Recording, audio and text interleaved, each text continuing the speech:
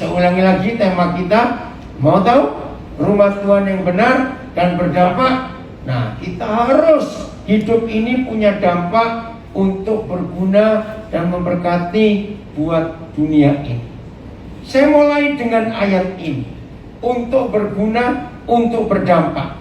Markus 2 ayat 12.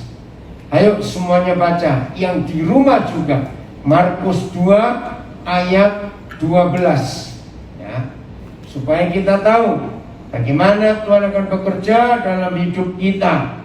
Kerinduan Tuhan. Ya, suatu kali tahun yang lalu, saya lupa di bulan berapa, ada satu komunitas di daerah Kelapa Gading, Jakarta, memberi saya tema yang menarik. The Dream Church, gereja impian Tuhan. Wah, saya waktu dapat tema itu semangat sekali. Ya. Sudah, kita baca sama-sama Markus 2 ayat 12. 1, 2, 3. Dan orang itu pun bangun segera mendapat hidupnya dan pergi keluar di hadapan orang-orang itu, sehingga mereka sempat takjub lalu memuliakan Allah. Katanya, yang begini belum terjadi. Saudara, untuk bisa berdampak, untuk bisa jadi yang benar, yang menilai itu adalah orang-orang di sekitar kita. Betul atau salah? Nah, apa pendapat orang-orang di sekitar kita tinggal? Disitulah kita tahu kita ini gereja yang model apa. Hari itu ada peristiwa yang luar biasa. Orang lumpuh yang disembuhkan Tuhan. Begitu mereka melihat apa yang Tuhan Yesus buat, komentar mereka itu loh, yang begini belum pernah kita lihat. Coba pikir sebentar. Apa yang dikerjakan oleh Tuhan Yesus saat itu sehingga orang-orang yang melihat itu bisa komentar? Kalau saya pakai apa itu istilah sehari-hari dengan intonasi yang betul, wow, kapan kita pernah melihat hal yang seperti ini? Oke, beri saya kebalikannya. Kapan orang-orang di sekitar kita nggak pernah ngomong seperti itu? Kalau ada apa di hidup ini? Kalau kita melakukan apa? Ayo, pikir. Kesalahan. Bukan kesalahan, yang umum saja. Ayo. Kenapa orang-orang di sekitar kita tidak pernah berkomen? Wow, yang begini belum pernah kami lihat. Itu ketika gereja mengerjakan apa? Hal-hal yang biasa, rutin. Kalau hidup ini mengerjakan apa-apa yang biasa dan rutin, dengar kalimat saya ini, orang noleh aja enggak. Betul? Tapi kalau ada yang luar biasa, maka orang kan noleh. Cukup lama saya tidak ke Pekanbaru. Baru tanggal 7 yang lalu saya tiba di Pekanbaru dari Palembang. Dijemput oleh seorang yang saya tidak pernah kenal, tapi dia sering melihat saya ada di sosial media. Nah, jadi itu acara saya juga mendadak, nggak ada jadwal. Dan ya udah, karena masih ada 2 hari kosong, tanggal 9 malam saya baru balik ke Nabire, lalu kemarin saya ke Balikpapan dari Nabire. Begitu dijemput. Selama saya hidup saya belum pernah ditanya orang begini. Dia pertama manggil Pak Daniel, karena maksud aku baru ketemu. Pak Daniel, boleh nggak saya tanya? Saya pertama nggak ngerti kalimat ini. Kenapa jarang sekali apa yang gereja buat itu buat yang spektak? Saya pertama, apa itu spektak? Kira-kira kalau saya tanya gitu mikir apa? Spektak. Ngerti nggak?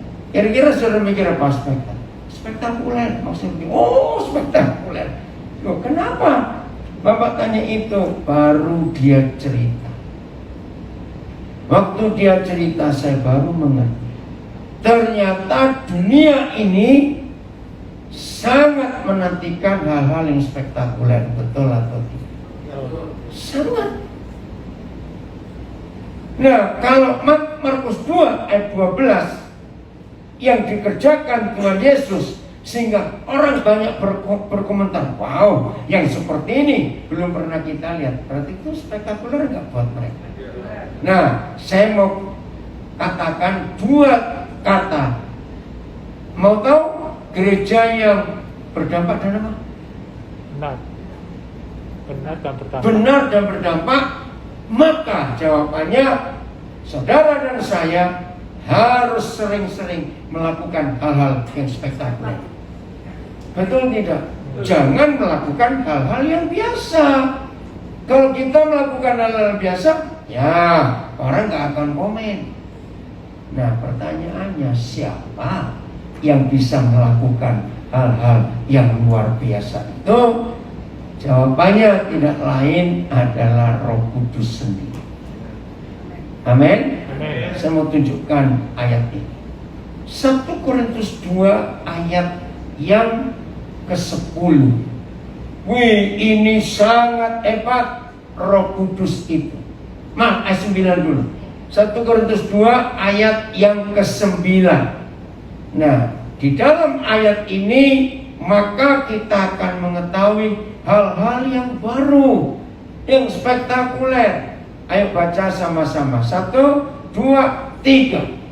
Tapi ada tertulis, apa yang tidak pernah diajarkan dan tidak pernah diajarkan yang tidak pernah timbul di dalam hati manusia, semua yang disediakan Allah untuk mereka yang mengasihi Dia. Ya, saudara keluarkan 3 kriteria di kalimat yang pertama. 1, yang mata tidak pernah lihat. 2, yang telinga tidak pernah dengar. 3, yang gak pernah timbul di hati orang.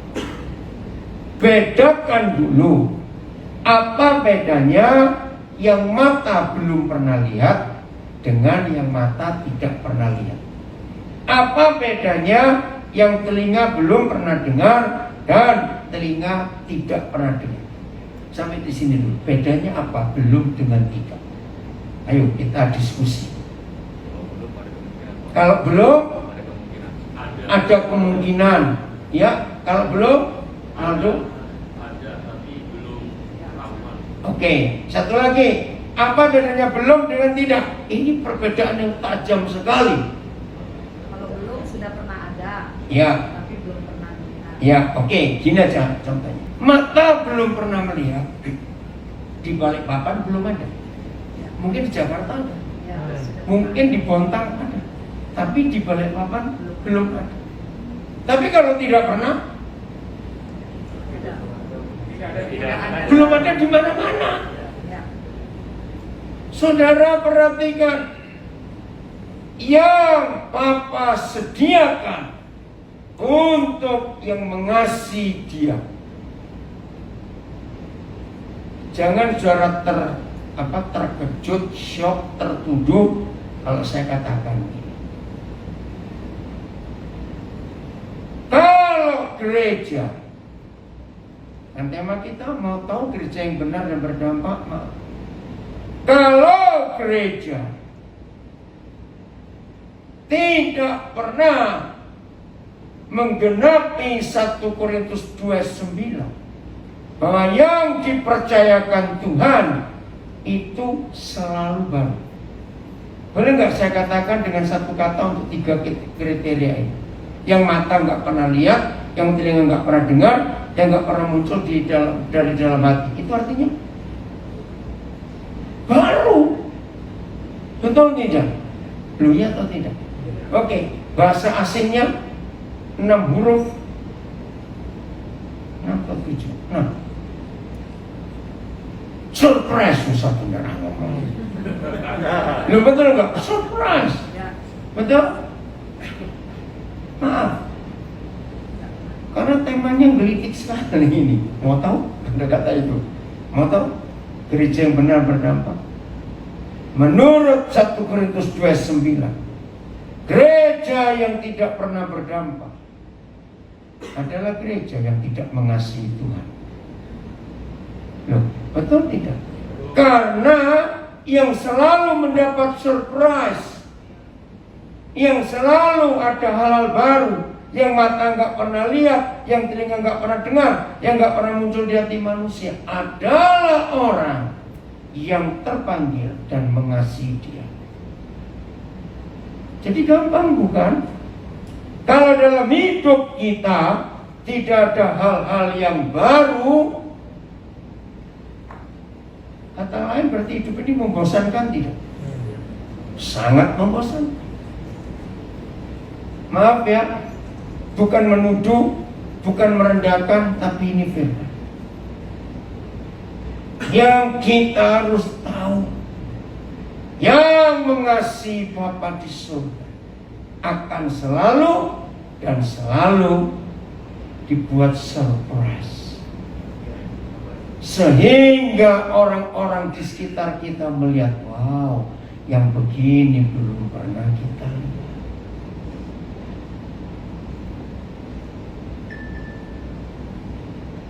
Siapa yang mengerjakan itu? Ayat 10. Lihat, baca sama-sama. 1, 2, 3. Karena kepada kita Allah telah menyatakan. Stop. Keluarkan 3 huruf-nya. Karena kepada kita Yahweh Tuhan telah menyatakannya. Nah, nya itu apa? Kata milik siapa apa? Ini perlu kita ketahui. Nya di situ apa? Iya, yang mata nggak pernah lihat, yang telinga nggak pernah dengar, yang nggak pernah timbul di hati manusia. Ya. Jadi siapa? Pekerjaan siapa itu? Roh Kudus. Karena kepada kita Yahweh Tuhan telah menyatakannya. Menyatakan? Ayo baca. Menyatakan oleh Roh. Kenapa? Karena ayo baca. Nah ini loh. Jadi saudara tolong perhatikan ya, kata penghubung karena tetapi. Itu kunci saudara, jangan dianggap enteng. Karena, nah berarti siapa, pekerjaan siapa yang buat surprise itu? Roh Kudus. Itu luar biasa. Karena Roh ngapain? Mengajak kita bagaimana?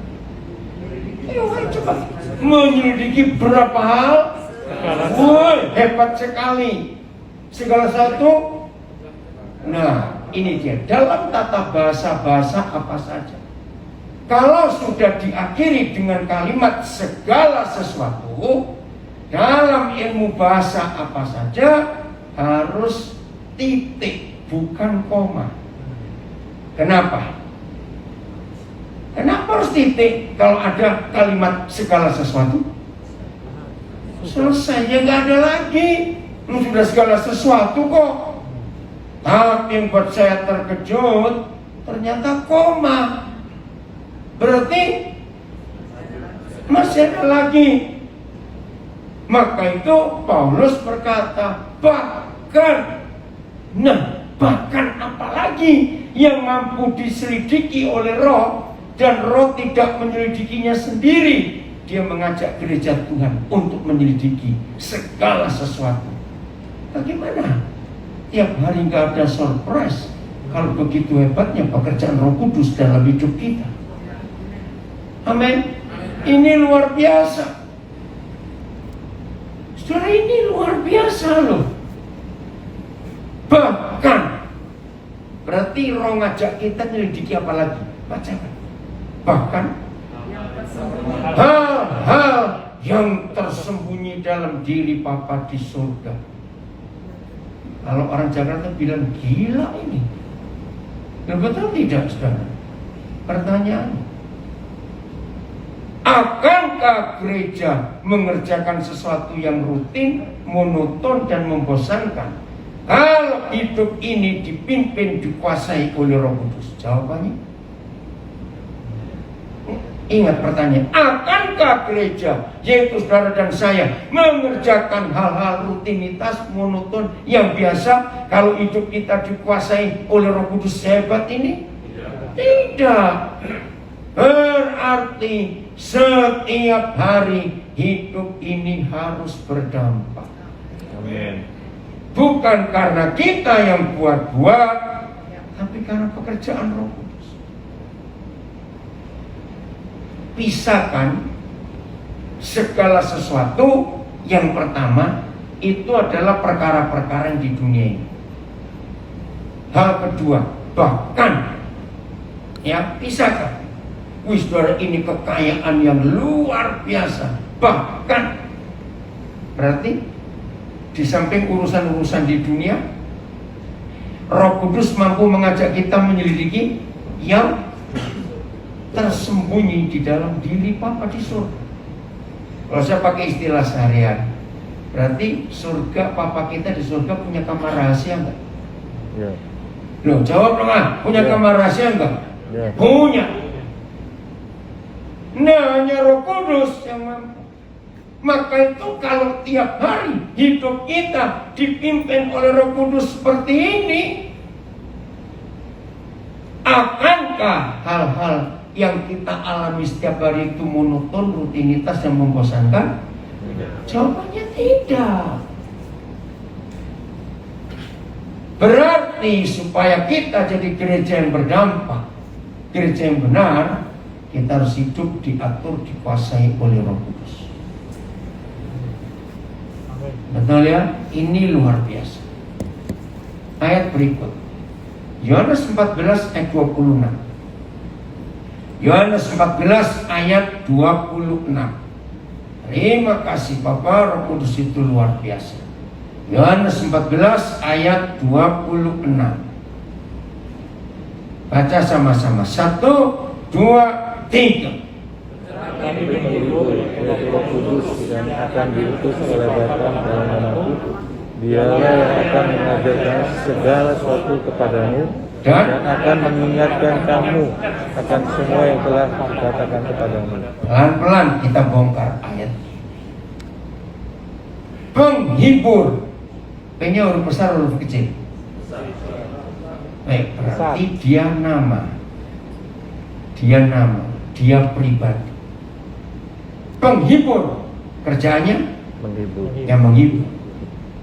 Tapi yang Tuhan tunjukkan kepada kita, apa pekerjaan penghibur itu? Ayo lihat, apa pekerjaan penghibur? Mengajar. Wih, luar biasa ini.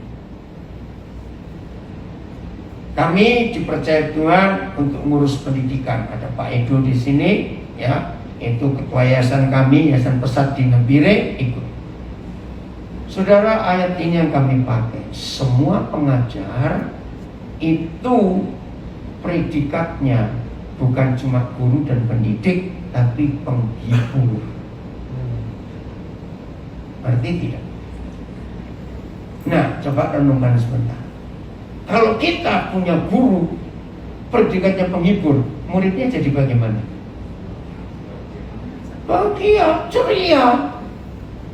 Nah, kalau ada guru-guru di sini, awas guru-guru pajak kriminal bertobatnya. Menakutkan anak-anak kalau masuk kelas. Penghibur.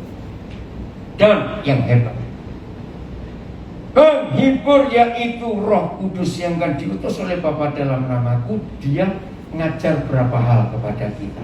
Segala sesuatu. Ayo baca dong, ngajar berapa hal? Segala sesuatu. Oke. Segala sesuatu itu berapa? Bukan, salah, bukan banyak. Tak terbatas. Semua. Dengan firman ini, betapa bodohnya gereja memberangus Roh Kudus, membelenggu Roh Kudus, hanya boleh bekerja urusan rohani saja. Padahal kalau kata dia mampu mengajar kita tentang segala sesuatu, berarti urusan apa saja? Ya semua. Dalam logika sederhana, Roh Kudus ngerti bumbu dapur tidak? Jangan tertawa, serius ini saya tanya. Dia ngerti bumbu dapur tidak? Ngerti. Dia ngerti matematika tidak? Ngerti. Jelas.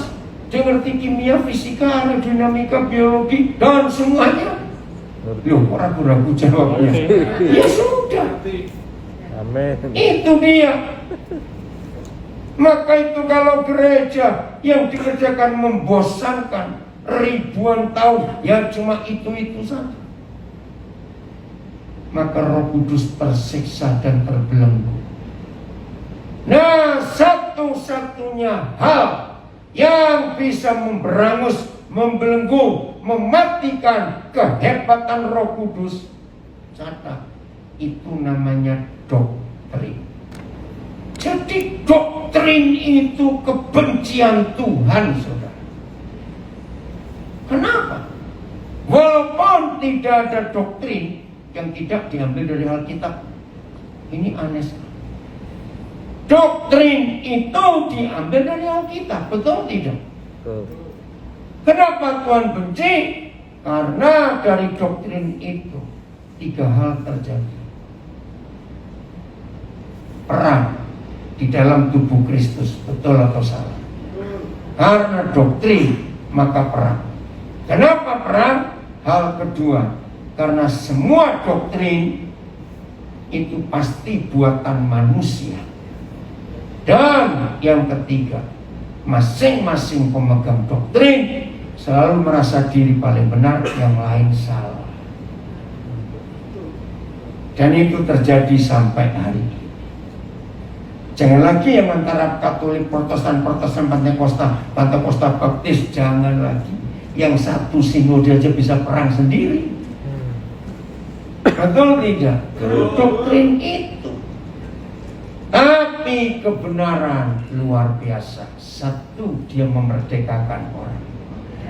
Doktrin itu membelenggu, membuat orang jadi kaku, terkotak-kotak. 2, doktrin itu memberi kelepasan. Doktrin itu kebenaran itu menghidupkan. Karena itu kebenaran. Jadi maaf ya saudara, itu hal yang menyedihkan.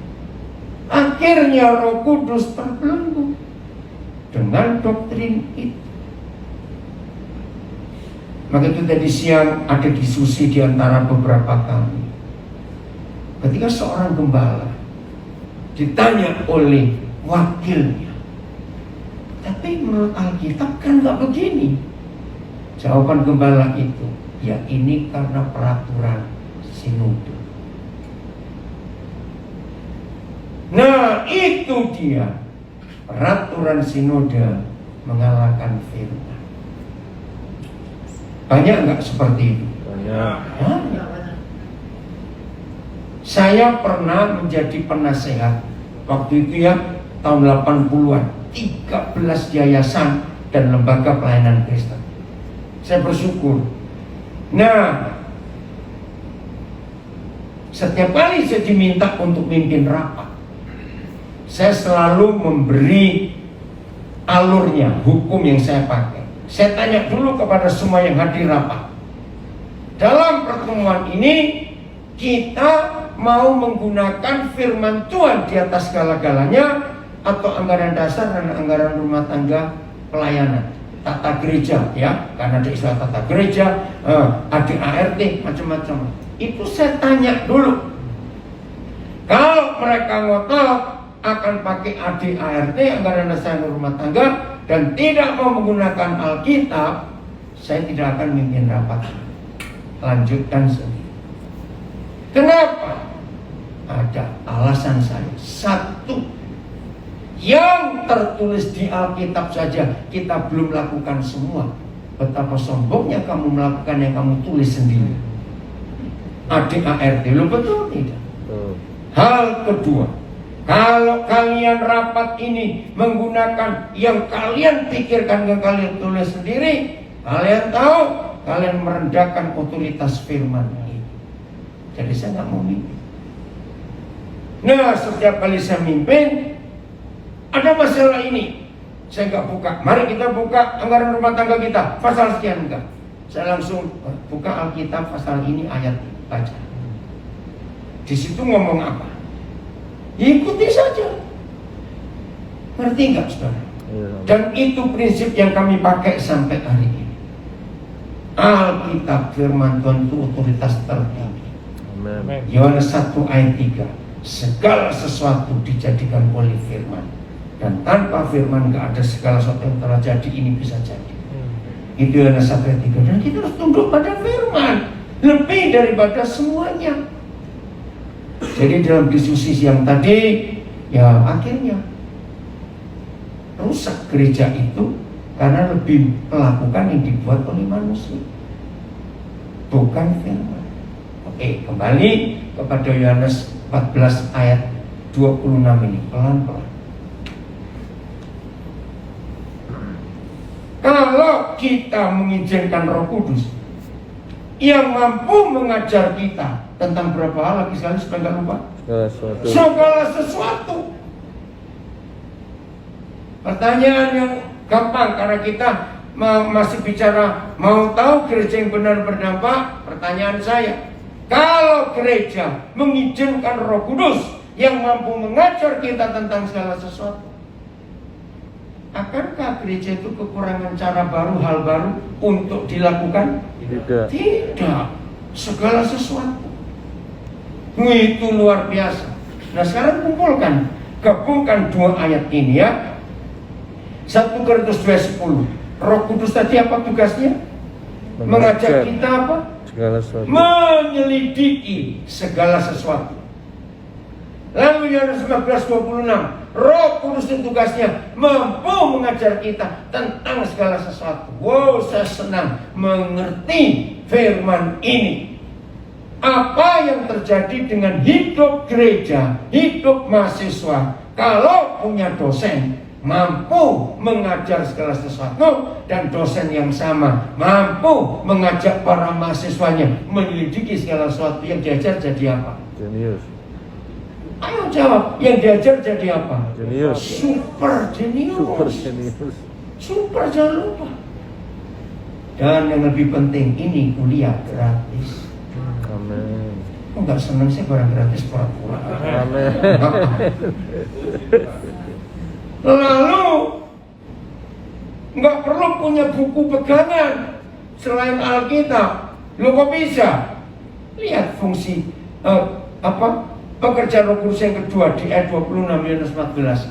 Dan dia sanggup mampu mengingatkan kita tentang berapa hal, tentang apa? Semua yang telah kukatakan. Semua yang dikatakan diajarkan oleh Tuhan Yesus. Berarti mahasiswanya bakal lupa nggak? Enggak. Tidak, ada yang mengingatkan terus. Ini hebatnya. Kalau kita jadi gereja yang ditaklukkan, diatur, disetir, dikendalikan oleh Roh Kudus, hidup ini luar biasa. Nah ini semua sudah dinubuatkan di Perjanjian Lama. Siapa masih ingat nama kitab yang paling jelek dari 66 kitab? Itu kitab Peratapan, meratap. Tapi di dalam kitab Peratapan ada ayat yang saya suka. Ayat pasal 3 ayat 23. Selalu baru. Setiap hari. Ayo. Setiap hari. Lupa sih. Selalu baru. Setiap hari. Setiap pagi. Bukan setiap hari loh. Pagi. Beda pagi dengan setiap hari. Kenapa? Kalau setiap hari bisa siang, bisa sore. Tapi ini pagi. Besar setiap. Saya tahu kenapa pagi? Segar loh. Nah, saya akan gabung 3 ayat ini. 1 Korintus 29, Yohanes 14:26, dan Ratapan 3 ayat 3. Kesimpulannya, apa yang artinya 3 ayat yang digabung? Setiap pagi, begitu kita bangun, kita buka pintu kamar, di depan kamar kita selalu ada kado tiap pagi. Kok nggak surprise sih, kok diam telat lagi? Coba kasih terus kalau belajar itu. Lu ngerti nggak?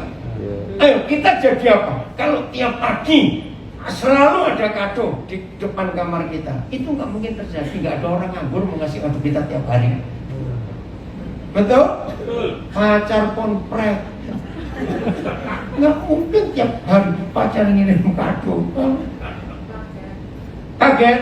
Ayo, apa yang terjadi dengan kita yang hidup dikontrol, diatur, dikuasai Roh Kudus dengan 3 ayat ini setiap pagi selalu baru. Mata nggak pernah lihat, telinga nggak pernah dengar, dia nggak timbul dalam hati manusia, mampu menyelidiki segala sesuatu dan sanggup mengajar segala sesuatu. Ayo, terjadi apa hidup kita kalau tiap pagi ada kado di depan kamar? Kalau bersyukur terlalu rendah. Semangat, apalagi takjub, apalagi gembira, apalagi kurang yang senang. Salah semua. Yang betul, malas bangun siang. Wah, dia jauh ngomong. Betul nggak? Malas bangun siang. Nungguin kado apa hari ini? Betul? Nah, maka itu gereja nggak boleh loyo. Amin. Harus selalu semangat karena ada yang baru tiap pagi. Saya senang kalau diajak bertemu dengan rekan-rekan hamba Tuhan. Ya, ini belum lama perjalanan saya Trans Sumatera. Sudah lebih 20 tahun saya tunggak Trans Sumatera. Jadi 21 Mei saya berangkat dari Lampung, Bandar Lampung Metro 3 hari. Dari situ kami naik mobil. Itu pertama kali saya jalan tol dari Lampung ke Palembang. Saya nangis, saudara. Yang di mobil kaget, kenapa nangis? Kalian nggak tahu. Tahun 87 bulan November, pertama kali saya Trans Sumatera naik mobil. Ampun, saudara. Nah, mobil, kami sampai ganti 3 mobil karena gardannya pecah. Dorong itu sampai Medan tahun 87 itu. Terus setelah itu saya bolak-balik naik mobil Metro Palembang itu paling dikit 9-11 jam. Macetnya dan terus kalau malam ngeri bajing loncatnya itu. Kami ngeri lihat mereka. Nah, tanggal 24 Mei itu pertama kali saya lewat tolnya mulus 3 jam lebih dikit. Seru sekali. Nah, dari Palembang ya kami ke Lahat. Tanggal 24 kami Palembang, 25 Lahat, 25 Tanjung Enim, 26 Muara Enim, 27 balik Lahat lagi. Sampai 28 ke Palembang lagi. 29, 30 saya ke Surabaya, ada pernikahan. Tanggal 31 ke Jambi. Sampai tanggal 2 langsung ke Medan. Ya, Medan sampai tanggal 6. Tanggal 7, 8 ke Pekanbaru. Ini sekian lama saya nggak Trans Sumatera. Ini senang sekali, tapi yang lain pesawat. Saya ketemu banyak hamba-hamba Tuhan. Nah, tiap kali saya bertemu hamba Tuhan, saya selalu berkata, maaf ya, kalau sampai hamba Tuhan sering-sering kehabisan bahan khotbah, berarti ada yang nggak beres di hidupnya. Maaf. Loh, jujur, setelah sudah dengar uraian 3 ayat ini, akankah hamba Tuhan kekurangan bahan khotbah? Enggak. Tidak akan. Karena selalu baru. Nah, apa saja yang kita kerjakan selalu baru, itu pasti membawa surprise, membawa dampak, saudara, ke orang-orang yang ada di sekitar kita. Dan ini Roh Kudus yang sangat luar biasa. Maka itu kalau kita mengaku murid Yesus tapi loyo, awas, berarti sedang tidak mengasihi Tuhan. Karena pegang itu 1 Korintus 9 tadi. Semua hal-hal hebat itu disediakan Tuhan bagi kita yang mengasihi Dia. Jangan lupa. Jadi mengasihi Tuhan itu mutlak dalam hidup ini. Jadi kita sudah tahu siapa motornya yang menggerakkan ini. Ternyata Roh Kudus. Kembali ke Markus 2. Ternyata mujizat yang Tuhan Yesus kerjakan itu enggak 100% karena Tuhan Yesus. Ada orang orang tertentu. Dan gereja harus belajar. Coba baca mulai ayat 1 dan 2. Ya, ayat 1. 1, 2, 3. Kemudian Ulang dong. Markus 2 ayat 1. 1, 2, 3. Kemudian sesudah lewat beberapa hari, waktu Yesus datang lagi ke Kapernaum, Tersiarlah tersiarlah kabar bahwa ia ada di rumah. Nah, stop dulu. Ini menarik. Tersiarlah kabar bahwa Yesus ada di rumah. Wih, ternyata ini proses penting. Yesus ada di rumah. Saya nggak tahu ya. Saya kagum pada Bapa di surga. Kalau saya diajar firman, itu saya tuh ada berapa kali rasa seperti baca kesandung. Nah, ayat ini menyandung saya. Tiba-tiba aja Yesus ada di rumah. Salahnya di mana? Sampai saya tersandung begini. Apa bedanya Yesus ada di sebuah rumah dan Yesus ada di rumah? Ternyata beda. Ayo, kalau dia ada di sebuah rumah itu apa? Kalau ia ada di rumah itu apa? Coba bongkar. Ayo. kalau di rumah, rumahnya sendiri. Kalau di rumah, rumahnya sendiri. Kalau di sebuah rumah, Bisa rumah orang lain. bisa rumah siapa saja. Nah, itu. Saya pikir terjemahannya salah Indonesia. Saya lihat berapa terjemahan loh. Ternyata dia ada di rumah. Kenapa saya panik? Mana ada ayat yang memberitahu dia sewa rumah, kontrak rumah, pinjam rumah, beli rumah? Lo ada tidak? Nah, itu ini rumahnya siapa? Saudara, jawaban Tuhan, tidak tahukah kamu? Siapa rumah Tuhan? Tubuhmu. Nah, yuk, tidak tahukah kamu bahwa Tubuhmu. tubuh ini rumah Tuhan? Wih, luar biasa. Jadi dia ada di rumahnya, yaitu di hidup kita. Amin. Maka itu kalau Yesus ada di rumahnya, maka surprise spektakuler itu pasti terjadi setiap hari. Dan dari situ saya belajar rumah tangga itu penting, keluarga itu penting. Loh, kenapa? Maaf, kembali kepada gereja. Gereja yang hanya kelihatan rohani, suci waktu kebaktian, tapi kacau balau di rumah, itu namanya gereja munafik. Hanya ada satu penyebab fatal. Kalau sampai anak-anak pendeta nggak pernah dengar khotbah bapaknya sendiri, pasti bapaknya munafik. Yang dikhotbahkan tidak dilakukan di rumah, dan itu saja. Anak-anak pasti nggak akan respect. Betul atau salah kalimat? Nah, kalau istilah Jawa bagus. Ojo koyo gajah dibelangkoni, iso khotbah iso ngelakoni. Agak Jawa nggak apa-apa, nggak ngerti. Karena ini penting sekali. Jangan cuma bisa khotbah tapi tidak bisa menjalani. Maka itu Yesus harus betah di rumahnya. Oh enggak, amin. Amin. Bukan gedung gereja. Dari hidup kita dimulai dulu.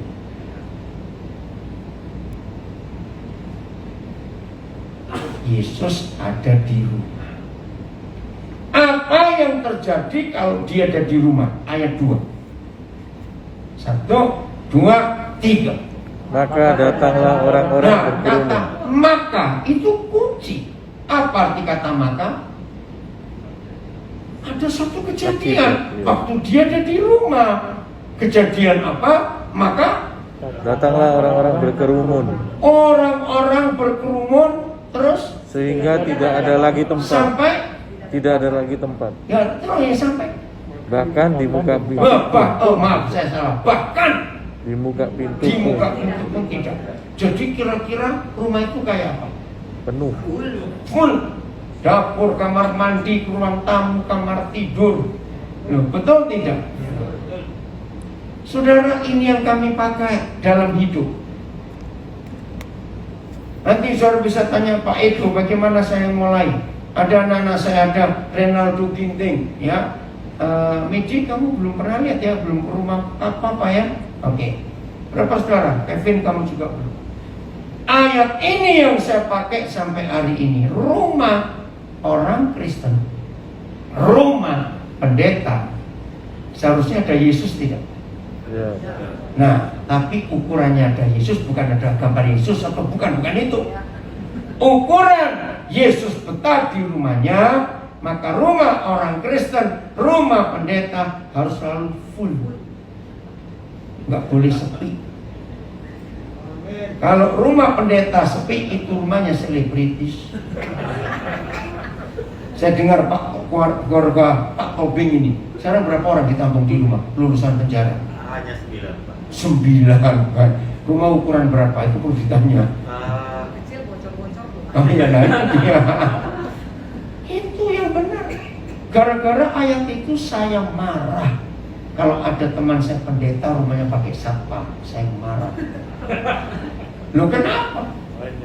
Rumah pendeta kok pakai satpam? 4 kali lipat dosanya pendeta itu. Tolong dicatat.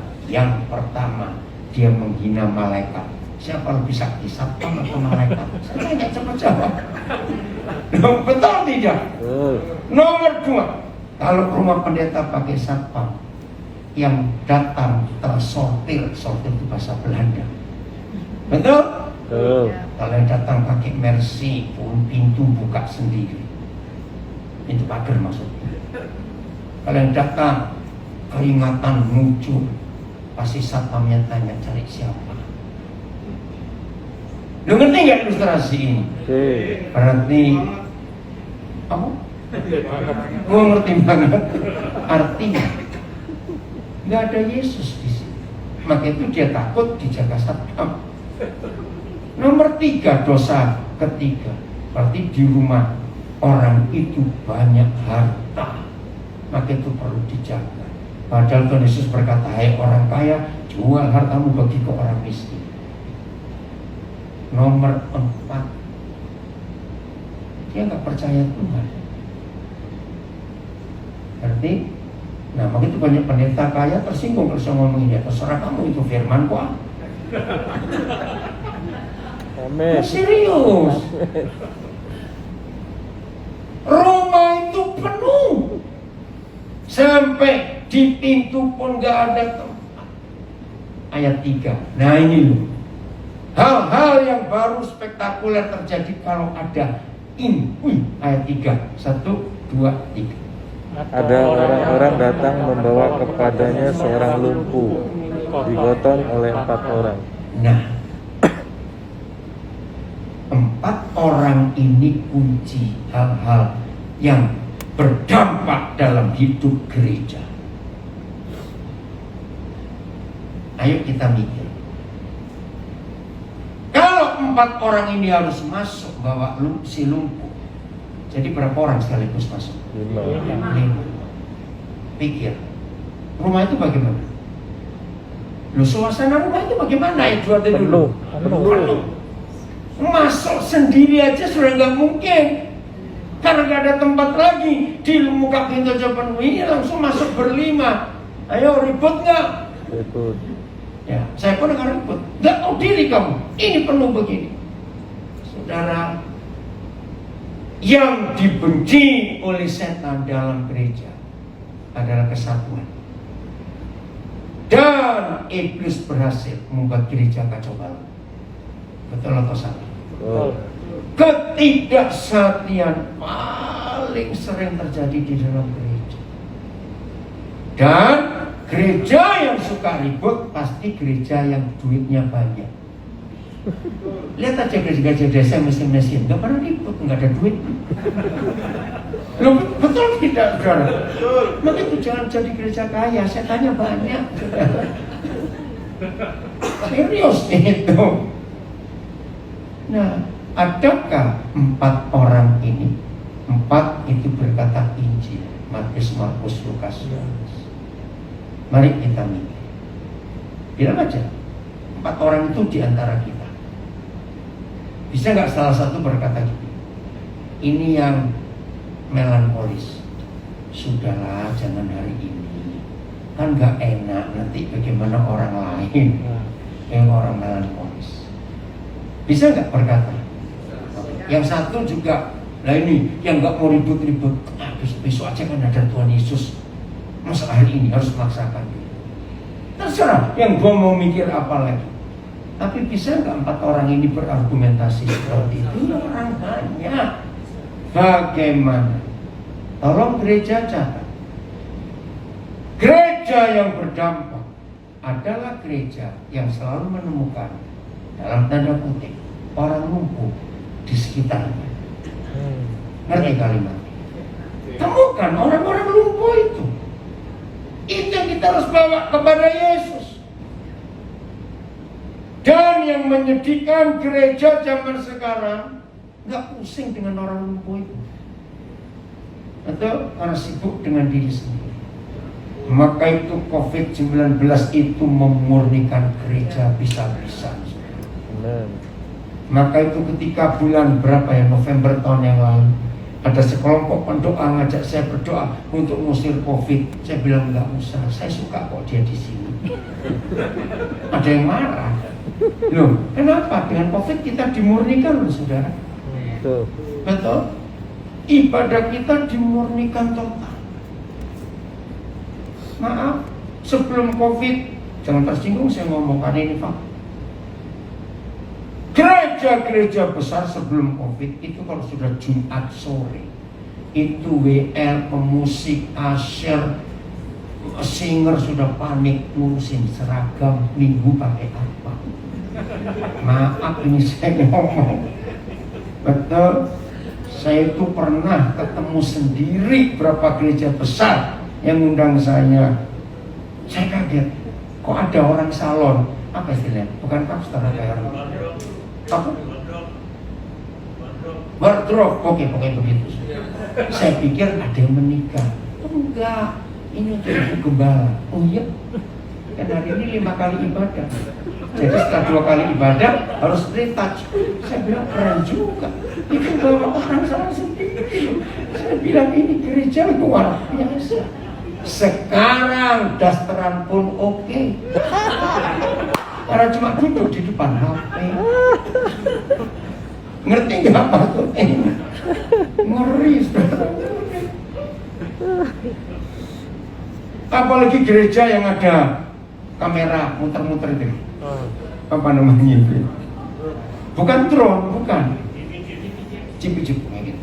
Nah, suatu kali justru gereja besar, saya itu nggak tahu kenapa bisa duduk pas di depan monitor.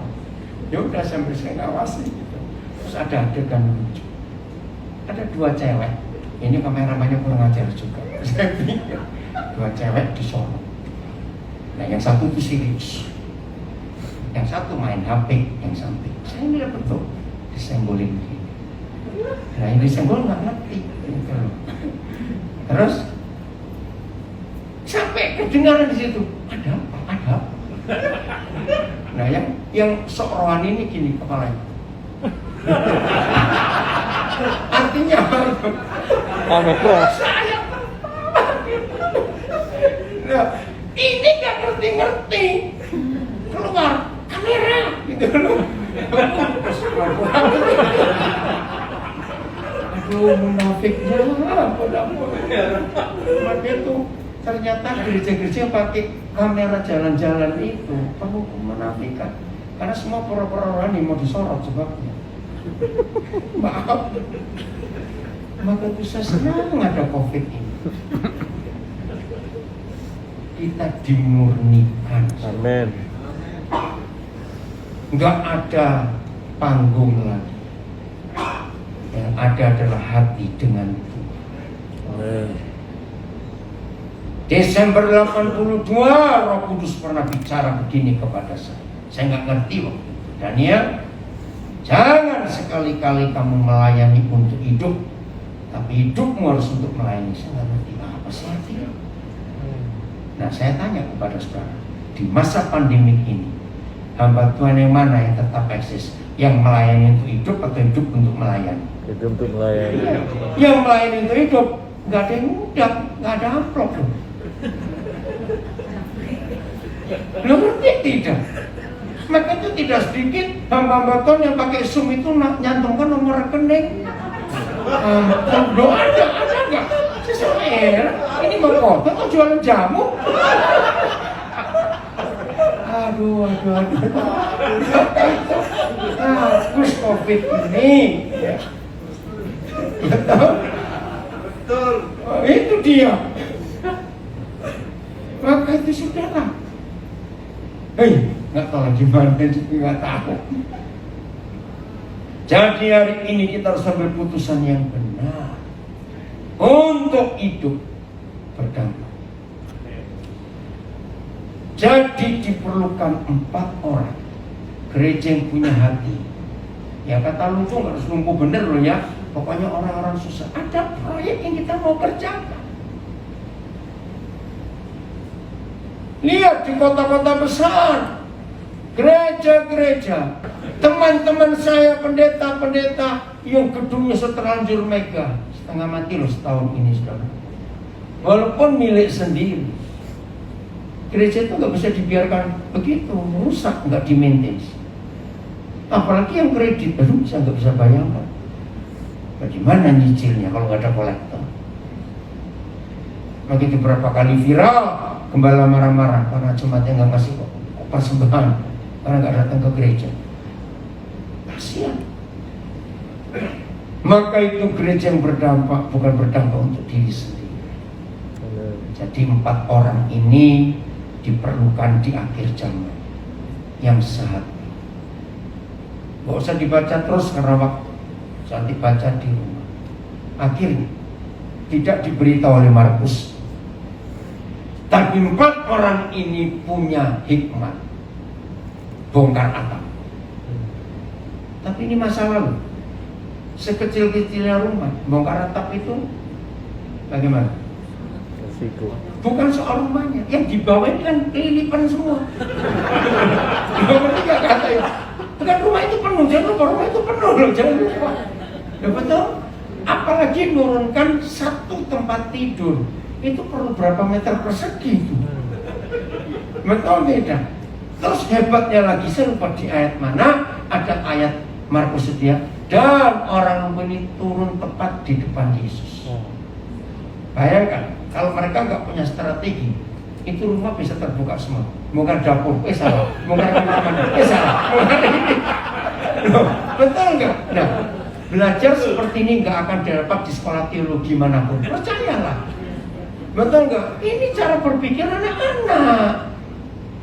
Maka itu kalau baca Alkitab jangan seperti kejar setoran. Kucing 5 pasal hari ini. Dasmu mono. 5 pasal. Baca kan kejar setoran kok. Baca itu diresapi, direnungkan. Istilah Jawa dipetani, dibukain satu-satu. Itu cara Roh Kudus ngajar saya. Maka kan keluar rahasianya. Amin. Walaupun Markus nggak nulis, saya percaya 4 orang pasti nutup atapnya lagi. Betul nggak? Tanggung jawab. Nah, mujizat terjadi. Ingat, setan paling nggak suka gereja bersatu. Dan yang menyedihkan, setan berhasil. Aduh, ngeri sekali.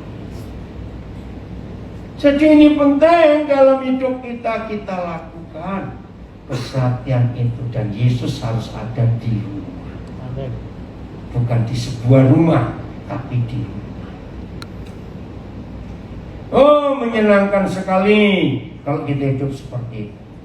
Ayat terakhir, Wahyu 21 ayat 3 dan 4. Wahyu 21 ayat 3 dan 4. Tahun 70-an Roh Kudus beri saya pengertian. Pasal ini saya kaget sekali. Baca sama-sama. 1, 2, 3. Lalu aku mendengar suara yang nyaring dari tata itu berkata, lihatlah. Nyaring, saudara. Seluruh alam semesta mendengar teriakan Yahweh Tuhan yang duduk di atas tata itu. Lihatlah. Dunia suruh lihat apa? Kemah Tuhan, gereja Tuhan. Kalau saudara punya terjemahan New Living Translation, ditulis God's home. Itu mengharukan saya. Rumah Tuhan ada di tengah-tengah manusia. Dan Tuhan diam dengan manusia. Siapa manusia itu? Nah, salah. Manusia itu bukan kita, salah besar. Manusia itu orang-orang di luar kita, orang-orang lumpuh itu tadi. Kita gerejanya yang ada di dunia ini. Begitu Tuhan menemukan gereja yang benar dan berdampak, dia nggak betah di surga, dia pindah ke dunia. Amin. Ini harus terjadi di akhir zaman. Amin. Satu-satunya hal yang bisa membuat Tuhan gak betah di surga dan mau pindah ke dunia, kalau dia menemukan kita hidup yang benar di hadapan dia. Begitu dia menemukan rumahnya, yaitu saudara dan saya, maka dia pindah. Dan begitu dia pindah, kalimat berikut, Tuhan jadi Tuhan mereka, mereka jadi apa? Umatnya. Kata umatnya itu miliknya. Wih, luar biasa. Nah, begitu gereja yang benar itu nyata. Lihat ayat 4. Kalimat pertama ada kalimat apa? Dan ia akan Dan menghapus. Tuhan yang sudah pindah berdomisili di dunia karena menemukan gereja yang benar dan berdampak, Tuhan ngapain? Dan ia Akan menghapus. akan menghapus air mata dari mata mereka. Saya menangis lihat. Artinya begitu.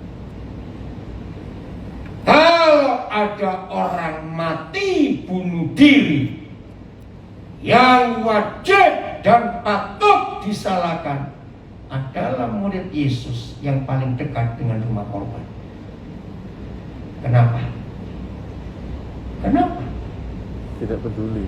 Ayo, Tidak. ini berarti nggak peduli. Begini, saudara tahu, di mana ada gereja yang benar, maka di sekitar gereja itu tidak boleh ada orang menangis. Tugas kita adalah menghapus air mata mereka. Amin. Ini manusiawi. Ini yang Tuhan cari. Maka itu kalau Tuhan menyuruh saya ke daerah-daerah baru sekalipun, karena saya ngerti firman ini, maka saya nggak bingung cari tempat untuk buka gereja, tidak. Tahun 75 bulan November, tanggal 13 November 75, pertama kali saya mudik dari Pelabuhan Samarinda pakai taksi air yang tingkat 2 itu, saudara. Waktu itu sampai Melak 22 jam. Karena zaman itu mesin masih belum kuat. Itu pertama kali saya melihat daerah pedalaman. Wih, saya masih lihat pesut lumba-lumba mahakam itu. Saya masih lihat beruk monyet pagi, ya, ada bergelantungan di pinggir sungai mahakam. Seru sekali, cantik. Maaf, zaman itu di daerah sana sepeda aja nggak ada. Betapa sederhananya saudara di sana hidup. Maaf, cuma cerita. Kalau kami nggak kebetulan di pinggir sungai, tapi kami ada di desa yang jauh dari sungai. Kalau kami BAB harus bawa gala panjang, karena beruknya itu datang ganggu, mampun. Terus itu saya mengalami itu dulu, seru benar. Nah, di konsentrasi bukan di situ, lihat dari mana mereka jadi seruduk dengan mereka. Seru benar. Nah, saya nggak cari gedung untuk buat gereja, enggak. Begitu waktu pertama Tuhan suruh kami ke Papua, kalau pendeta-pendeta langsung cari tanah atau ruko, enggak. Yang kami buat adalah ayat ini. Apa yang menyebabkan orang-orang di sini itu menangis? Maka gereja hadir untuk menghapus air mata mereka. Ini gereja yang punya dampak. Jadi yang terima manfaat nggak cuma yang di dalam gereja, tapi yang di luar. Mengerti? Maka itu saya nggak suka lagu doa Yabes, ngawur aja itu. Nggak begitu pengertian doa Yabes. Nah, gereja nyanyi lagu itu supaya gerejanya yang besar, cabangnya makin banyak. Maka itu COVID nggak usah pergi, karena nggak ada buka cabang lagi, takut. Maaf saya berkata, harus kita punya dampak ke masyarakat di sekitar. Mau jadi gereja yang benar? Amen. Mulai hari ini Amen. harus begitu. Karena Tuhan ingin namanya dipuji-puji, dipermuliakan, dan kehadiran kita jadi jawaban buat banyak orang. Amin. Amin. Tepuk tangan buat diri sendiri. Tuhan kita luar biasa.